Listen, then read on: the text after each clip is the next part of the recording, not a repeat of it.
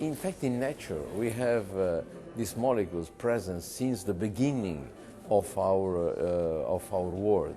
And estrogen, they were always a pro-life molecule, But what happened?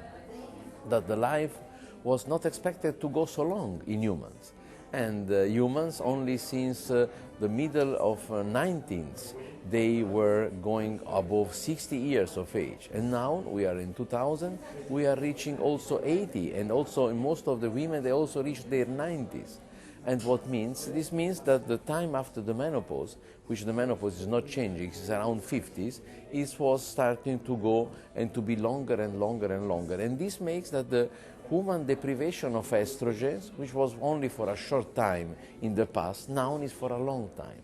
And the question arises, what to do? Is the estrogen deprivation something positive or something negative?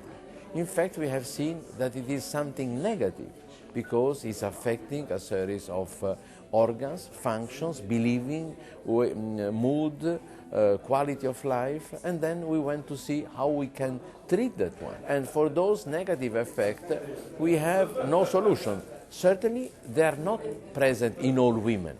There are some women who are in particular sensitive. And then we have high-risk individual for breast cancer, for example. High-risk individual for endometrial cancer on another side. We have high-risk individual for clotting problem. We have high-risk individual for hypertension. And then we have to try to find something which can be given to the greater part of individual, escaping from those risks if possible.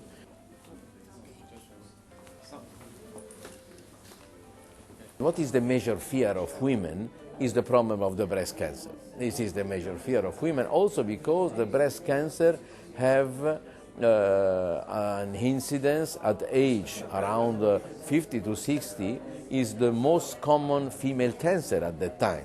Then what we need is a treatment who can escape for a breast stimulation. This is the measure, the greatest and the most important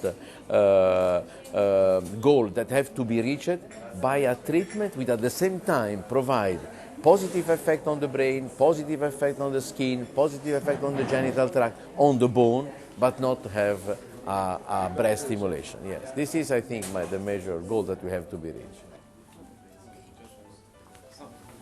You have the menopause at 50, you will die at 90, you will have 40 years. The problem is not only to cover 2-3 years around the menopause time to escape from the symptom, but we have seen that the problem is to try to maintain the proper estrogenic stimulation on the estrogen receptor, the proper one, for as long as possible.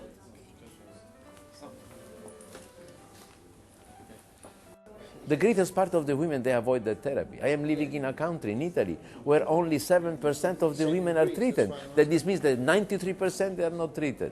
And it's pity, because they lose an opportunity to have a better quality of life, enjoying better of the life, enjoying better of femininity, at the same time save their bones, save their skin, save their genital tract, save their mood and behavior. We need to use the most efficient, but at the same time the most safer treatment, because we need to use that one for a long time.